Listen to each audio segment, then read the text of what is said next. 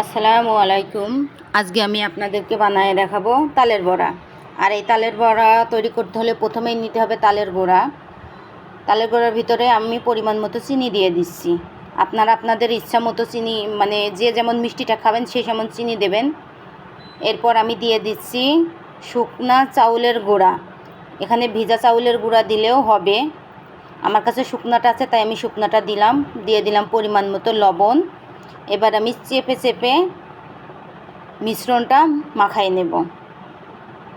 যত সুন্দর করে চেপে চেপে আপনি তালের গোড়াটা মাখাবেন, তত আপনার তালের বড়া নরম এবং সফট হবে। এইভাবে সুন্দর করে চেপে চেপে আপনারা তালের গোড়াটা মেখে নেবেন। এই দেখেন, মাখাতে মাখাতে কতটা মসৃণ হয়ে গেছে, অনেক সুন্দর একটা মসৃণতার ভাব চলে এসেছে। এবার আমি কিছুক্ষণ রেস্টে রেখে দেব।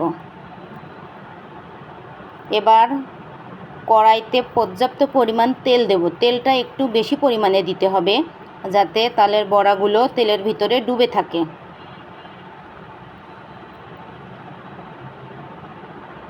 এটা ডুবো তেলে ভাজতে হবে।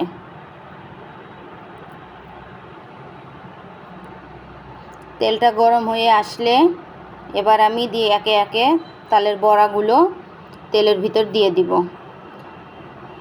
এটা খুব সুন্দরভাবে দিতে হবে যাতে একটার উপর একটা না পড়ে।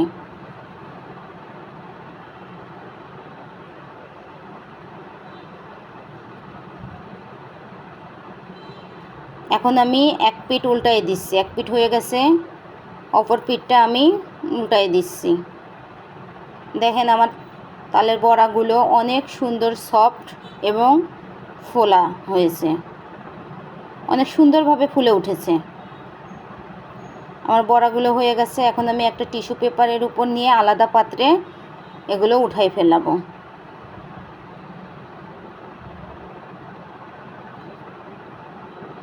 কালারটা মাশাআল্লাহ অনেক সুন্দর এসেছে।